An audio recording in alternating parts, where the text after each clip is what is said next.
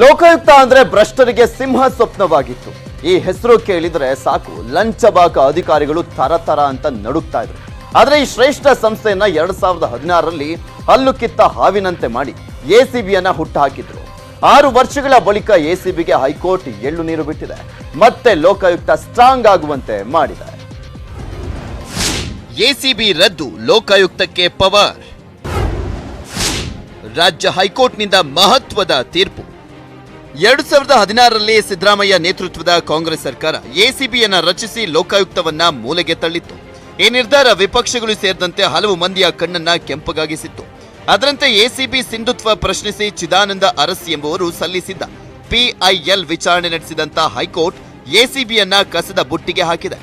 ಜೊತೆಗೆ ಎಸಿಬಿಯ ಎಲ್ಲಾ ಕೇಸ್ಗಳನ್ನ ಲೋಕಾಯುಕ್ತಕ್ಕೆ ವರ್ಗಾವಣೆ ಮಾಡಿದ್ದು, ಲೋಕಾಯುಕ್ತಕ್ಕೆ ಮತ್ತಷ್ಟು ಅಧಿಕಾರ ನೀಡುವಂತೆ ಸಲಹೆಯನ್ನ ನೀಡಿದೆ.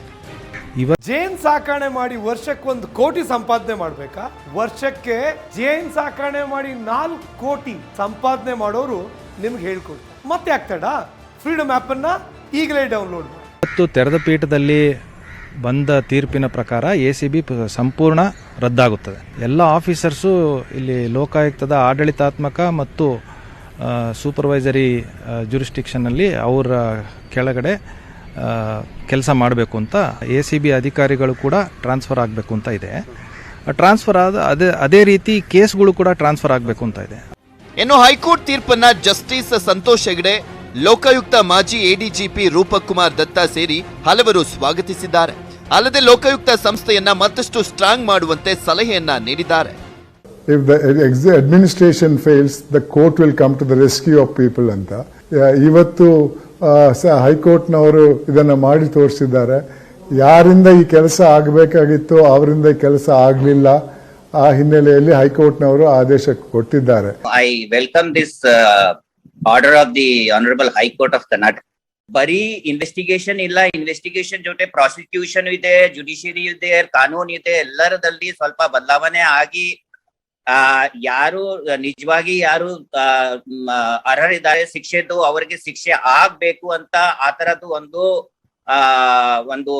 ಎನ್ವೈರನ್ಮೆಂಟ್ ಕ್ರಿಯೇಟ್ ಮಾಡೋದು ಅವಶ್ಯಕತೆ ಇದೆ. ಮಾಜಿ ಸಿಎಂ ಸಿದ್ದರಾಮಯ್ಯಗೆ ಭಾರಿ ಮುಖಭಂಗ. ರಾಜ್ಯ ಸರ್ಕಾರದ ನಿರ್ಧಾರದ ಮೇಲೆ ಕುತೂಹಲ. ಇನ್ನು 2016ರಲ್ಲಿ ಸಿದ್ದರಾಮಯ್ಯ ಸಿಎಂ ಆಗಿದ್ದಾಗ ಎಸಿಬಿ ರಚನೆ ಮಾಡಲಾಯಿತು. ಆಗಿನಿಂದಲೂ ಕೂಡ ಬಿಜೆಪಿ ಸರ್ಕಾರ ಎಸಿಬಿ ರದ್ದು ಮಾಡಿ ಲೋಕಾಯುಕ್ತ ಬಲಪಡಿಸುವಂತೆ ಹೋರಾಟ ಮಾಡ್ತಾ ಇತ್ತು. ಈಗ ಬಿಜೆಪಿ ಸರ್ಕಾರ ಅಧಿಕಾರದಲ್ಲಿದ್ದಾಗ ಎಸಿಬಿ ರದ್ದಾಗಿದ್ದು ಮಾಜಿ ಸಿಎಂ ಸಿದ್ದರಾಮಯ್ಯಗೆ ಭಾರಿ ಮುಖಭಂಗ ಆದಂತಾಗಿದೆ. ಇಲ್ಲೇ ಲೋಕಾಯುಕ್ತದಲ್ಲಿ ಇತ್ತಲ್ಲ, ಅದನ್ನ ಬೇರ್ಪಡಿಸಿ ಎಸಿಬಿ ಅಂತ ಮಾಡಿದ್ರು. ಅದನ್ನ ಈಗ ಸರ್ಕಾರ ಹೈಕೋರ್ಟ್ ತೀರ್ಮಾನ ತಗೊಂಡಿದೆ. ನಾವು ಹೈಕೋರ್ಟ್ ತೀರ್ಮಾನನ ಗೌರವಿಸ್ತೀವಿ. ಎಸಿಬಿಯ ಒಂದು ನಡವಳಿಕೆ ಬಗ್ಗೆ ಸಾಕಷ್ಟು ಲೋಪದೋಷಗಳು ಎದ್ದು ಕಾಣ್ತಾ ಇರತಕ್ಕಂಥದ್ದು ಇತ್ತೀಚಿನ ದಿವಸಗಳು ನಾವು ನೋಡ್ತಾ ಇದ್ದೋ.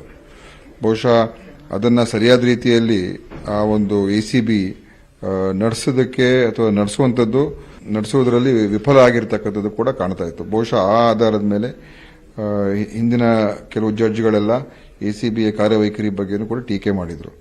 ಸಂಬಂಧಪಟ್ಟಂತ ಎಜಿ ಅವ್ರನ್ನ ಎಲ್ಲ ಹಿರಿಯ ಅಧಿಕಾರಿಗಳ ಚರ್ಚೆ ಮಾಡಿ ಮುಂದೆ ಏನು ಮಾಡ್ಬೇಕನ್ನುವಂಥ ತೀರ್ಮಾನವನ್ನು ಜಜ್ಮೆಂಟ್ ವಿವರಗಳನ್ನ ನೋಡಿದ ಏನು ಹೇಳಕ್ಕಾಗಲ್ಲ. ಅಲ್ಲಿ ಹೋಗಿ ನೋಡಿದ ಮೇಲೆ ನಾನು ಅದ್ರ ಬಗ್ಗೆ ರಿಯಾಕ್ಷನ್. ನಿಮ್ಮ ಪ್ರಣಾಳಿಕೆ ಕೂಡ ಅದೇ ಆಗಿತ್ತು, ಅದನ್ನು ರದ್ದು ಮಾಡ್ತೀನಿ ಅಂತ ಹೇಳಿ ಈಗಾಗಲೇ ಸನ್ಮಾನ್ಯ ಮುಖ್ಯಮಂತ್ರಿಗಳು ಅದ್ರ ಬಗ್ಗೆ ನಮ್ಮ ಸರ್ಕಾರದ ನಿಲುವನ್ನ ನಾಳೆ ತಿಳಿಸ್ತೀನಿ ಅಂತ ಹೇಳಿದ್ದಾರೆ. ಖಂಡಿತ ನಮ್ಮ ಸರ್ಕಾರದ ನಿಲುವನ್ನು ತಿಳಿಸುವಂತ ಕೆಲಸವನ್ನು ನಾವು ಮಾಡ್ತೀವಿ. ಒಟ್ಟಾರೆ ಎಸಿಬಿ ಕಾರ್ಯವೈಖರಿ ಮೇಲೆ ಇತ್ತೀಚೆಗೆ ಸಾಲು ಆರೋಪಗಳು ಕೇಳಿಬಂದಿದ್ದು, ನ್ಯಾಯಮೂರ್ತಿ ಎಚ್.ಪಿ. ಸಂದೇಶ್ ಕೂಡ ಎಸಿಬಿಯ ಕೆಲಸವನ್ನ ಪ್ರಶ್ನೆ ಮಾಡಿದ್ರು. ಈ ಬೆನ್ನಲ್ಲೇ ಹೈಕೋರ್ಟ್ ಮಹತ್ವದ ತೀರ್ಪನ್ನು ನೀಡಿದ್ದು, ಸರ್ಕಾರ ಮುಂದೆ ಯಾವ ನಿರ್ಧಾರ ಕೈಗೊಳ್ಳುತ್ತೆ ಅನ್ನೋದನ್ನ ಕಾದು ನೋಡಬೇಕು. Bureau report, news 18 Kannada. ಕೋವಿಡ್ನಿಂದ ಮನೆ ಸೇರಿದಂತ ಮುಖ್ಯಮಂತ್ರಿಗಳು ಮತ್ತೆ ಆಕ್ಟಿವ್ ಆಗಿದ್ದಾರೆ. ಕಾಂಗ್ರೆಸ್ನ 3ನೇ ಸಿಎಂ ಹೇಳಿಕೆಗೆ ತಿರುಗೇಟನ್ನ ಕೊಟ್ಟರು. ಇನ್ನು ಒಂದ್ ಕಡೆ ಸಿದ್ದರಾಮೋತ್ಸವಕ್ಕೆ ಬಿಎಸ್ವೈ ಭರ್ಜರಿ ಶಾಕ್ ಅನ್ನ ಕೊಡ್ಲಿಕ್ಕೆ ರೆಡಿ ಆಗಿದ್ದಾರೆ. ಕೋವಿಡ್ ಸೋಂಕಿನಿಂದ ರೆಸ್ಟ್ನಲ್ಲಿದ್ದ ಸಿಎಂ ಬಸವರಾಜ ಬೊಮ್ಮಾಯಿ ಮತ್ತೆ ಫೀಲ್ಡ್ಗಿಳಿದಿದ್ದಾರೆ. ಮನೆಯಿಂದ ಹೊರಬರ್ತಿದ್ದಂತೆ 3ನೇ ಸಿಎಂ ಬರ್ತಾರೆ ಅನ್ನೋ ಕಾಂಗ್ರೆಸ್ ಹೇಳಿಕೆಗೆ ತಿರುಗೇಟು ಕೊಟ್ಟರು. ಕಾಂಗ್ರೆಸ್ ಇದು ಮೊದಲನೇ ಸತಿ ಅಲ್ಲ ಟ್ವೀಟ್ ಮಾಡಿ, ಅವ್ರೇನೋ ಅಂದ್ಕೊಂಡಿದ್ದಾರೆ. ಅವರ ಮನಸ್ಸಿನಲ್ಲಿ ಅತಂತ್ರ ಇದೆ, ಅದನ್ನು ರಾಜ್ಯ ತುಂಬ ಜನರ ಮನಸ್ಸಿನಲ್ಲಿ ಹರಡಬೇಕು ಅಂತಿದ್ದಾರೆ. ಆದರೆ ಜನ ಯಾರೂ ಕೂಡ ನಂಬುವುದಿಲ್ಲ. ಯಾವುದೇ ರೀತಿಯ ಮಾತುಗಳಿಗೆ ಆಧಾರ ಇಲ್ಲ. ಇದೊಂದು ರಾಜಕೀಯ ಪ್ರೇರಿತವಾಗಿರುವಂಥದ್ದು ಅನ್ನೋದು ನನಗೆ ಗೊತ್ತಿದೆ. ನಾನು ಸ್ಥಿತಪ್ರಜ್ಞನಾಗಿದ್ದೇನೆ. ಇನ್ನು ಕಾಂಗ್ರೆಸ್ನ ಸಿದ್ದರಾಮೋತ್ಸವಕ್ಕೆ ಟಕ್ಕರ್ ಕೊಡಲು ಯಡಿಯೂರಪ್ಪ ರೆಡಿಯಾಗಿದ್ದಾರೆ. ಆಗಸ್ಟ್ 21ರಿಂದ ರಾಜ್ಯ ಪ್ರವಾಸ ಶುರು ಮಾಡ್ತಿದ್ದಾರೆ. ಅಷ್ಟೇ ಅಲ್ಲ, 12 ತಿಂಗಳಲ್ಲಿ ದೊಡ್ಡ ಸಮಾವೇಶ ಮಾಡ್ತೀವಿ, ಎಷ್ಟು ಜನ ಸೇರ್ತಾರೆ ಅಂತ ಕಾದ್ ನೋಡಿ ಅಂದ್ರು ಯಡಿಯೂರಪ್ಪ. ನೀವು ಕಾಯ್ತಾ ಇರಿ, ನಾವು ಪ್ರತಿ ಡಿವಿಷನ್ಗೆ ಹೋಗ್ತೇವೆ, ಲಕ್ಷಾಂತರ ಜನ ಸೇರಿಸಿ ದೊಡ್ಡ ದೊಡ್ಡ ಕಾರ್ಯಕ್ರಮ ಮಾಡ್ತೇವೆ. ಇನ್ನೊಂದು ತಿಂಗಳಾದ್ಮೇಲೆ ನಾನು ಮತ್ತೊಮ್ಮೆ ನಿಮಗೆ ಭೇಟಿ ಮಾಡಿದ್ರೆ ನಿಮಗೆ ಗೊತ್ತಾಗುತ್ತೆ ಬಿಜೆಪಿ ಶಕ್ತಿಯನ್ನು, ಅವ್ರ ಶಕ್ತಿಯನ್ನು. ಇಷ್ಟೆಲ್ಲದರ ಮಧ್ಯೆಯೂ ಕಾಂಗ್ರೆಸ್ ಮತ್ತೆ ಬಿಜೆಪಿ ಮೇಲೆ ಟ್ವೀಟ್ ಸಮರ ಶುರು ಮಾಡಿದೆ. ಸಿಎಂ ಬದಲಾವಣೆ ಇಲ್ಲ ಎಂಬ ಬಿಜೆಪಿ ನಾಯಕರೇ ಕಟೀಲ್ ಬದಲಾವಣೆ ಬಗ್ಗೆ ಯಡಿಯೂರಪ್ಪ ಕೊಟ್ಟ ಹೇಳಿಕೆಗೆ ಕಾಂಗ್ರೆಸ್ ಹೊಣೆಯೇ ಅಂತ ಕಾಲೆಳೆದಿದೆ. ಕಾಂಗ್ರೆಸ್ ಒಂದು ಡಬಲ್ ಸ್ಟೇರಿಂಗ್ ಪಕ್ಷ ಅಂತ ಬಿಜೆಪಿ ಟ್ವೀಟ್ ಮಾಡಿ ಟಾಂಗ್ ಕೊಟ್ಟಿದೆ. ಯಡಿಯೂರಪ್ಪನವ್ರಿಗೆ ನಮಗೇನು ಹೇಳಬೇಕಾದಿಲ್ಲ. ಈಗ ಸಿಎಂ ಬದಲಾವಣೆ ಅವರ ಮಂತ್ರಿಗಳು ಮಾತಾಡಿದ್ದು, ಮಂತ್ರಿಗಳು ವಿಚಾರ ತಿಳಿಸಿದ್ದು, ಶಾಸಕರು, ಮಾಜಿ ಶಾಸಕರು ಎಲ್ಲ ಕೂಡ ಅವರೇ ಚರ್ಚೆ ಮಾಡ್ಕೊಂಡು ಬರ್ತಾ ಇದ್ರು. ಯಡಿಯೂರಪ್ಪನವರೇನು ಬದಲ ಸೃಷ್ಟಿ ಮಾಡ್ತಾ ಇದೀವಿ ಅಂತ ನಮ್ಮ ಮೇಲೆ ಫಸ್ಟ್ ಅವ್ರು ಹೇಳ್ದಂತೆ ಬೆಂಕಿ ಇಲ್ಲದೆ ಹೊಗೆ ಆಡಕ್ಕಾಗ್ತದ. ಈ ಮಧ್ಯೆ ಇವತ್ತು ಮತ್ತೆ ಅಶ್ವಥ್ ನಾರಾಯಣ್ ವಿರುದ್ಧ ಎಚ್ಡಿಕೆ ವಾಗ್ದಾಳಿ ನಡೆಸಿದ್ದಾರೆ.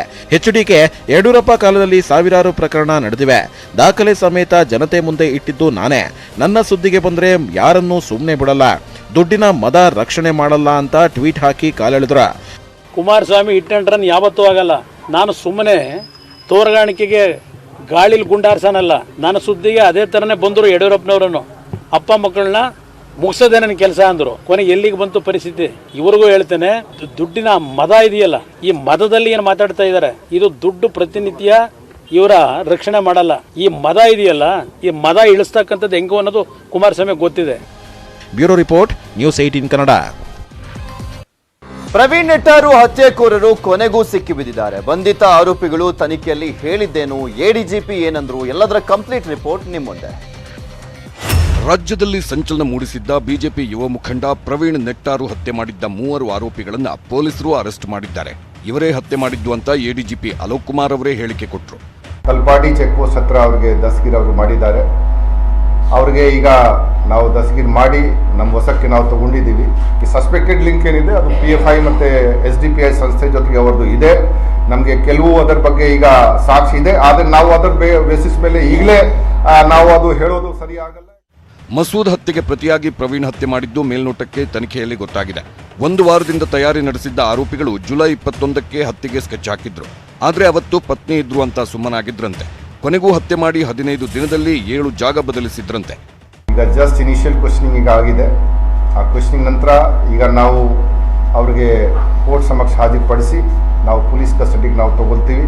ಅವರು ಇಷ್ಟು ದಿವಸ ಅವರು ಇದ್ರು ಬಚ್ಚಿಟ್ಕೊಂಡು ಅವ್ರಿಗೆ ಯಾರ್ಯಾರು ಅವ್ರಿಗೆ ಆಶ್ರಯ ಕೊಟ್ಟಿದ್ದಾರೆ, ಇದು ಎಲ್ಲ ವಿಷಯ ಬಗ್ಗೆ ನಾವು ಕೂಲಂಕುಷವಾಗಿ ನಾವು ಒಂದು ಪರಿಶೀಲನೆ ಮಾಡಬೇಕಾಗತ್ತೆ. ಹಂತಕರ ಬಂಧನದ ವಿಷಯ ಕೇಳಿ ಕುಟುಂಬಸ್ಥರು ಪೊಲೀಸರಿಗೆ ಧನ್ಯವಾದ ತಿಳಿಸಿದ್ರು. ಆರೋಪಿಗಳನ್ನು ಅರೆಸ್ಟ್ ಮಾಡಿದ್ದು ನಮ್ಮ ಪೊಲೀಸರ ತಂಡದವರಿಗೆ ತುಂಬ ಹೃದಯದ ಧನ್ಯವಾದಗಳು. ಹಾಗೆ ಅವರಿಗೆ ಜಾಮೀನು ಕೊಟ್ಟು ಅವರನ್ನು ಬಿಡುಗಡೆ, ಯಾವ ವಕೀಲರ ಮುಖಾಂತರ ಬಿಡುಗಡೆ ಎಂದು ಮಾಡಬಾರ್ದು. ಇದುವರೆಗೂ ಪ್ರವೀಣ್ ಹತ್ಯೆಗೆ ಸಂಬಂಧಿಸಿದಂತೆ 10 ಆರೋಪಿಗಳ ಬಂಧನ ಆಗಿದೆ. ಇದರಲ್ಲಿ ಹಂತಕರಿಗೆ ಆಶ್ರಯ ಕೊಟ್ಟಿದ್ದ 3 ಮಹಿಳೆಯರನ್ನು ಬಂಧಿಸಲಾಗಿದೆ. ಈಗ NIA ತನಿಖೆ ನಡೆಸುತ್ತಿದ್ದು PFI SDPI ಜೊತೆ ಸಂಬಂಧ ಇರುವ ಶಂಕೆ ಬಯಲಾಗಬೇಕಿದೆ. Bureau report, news 18 Kannada.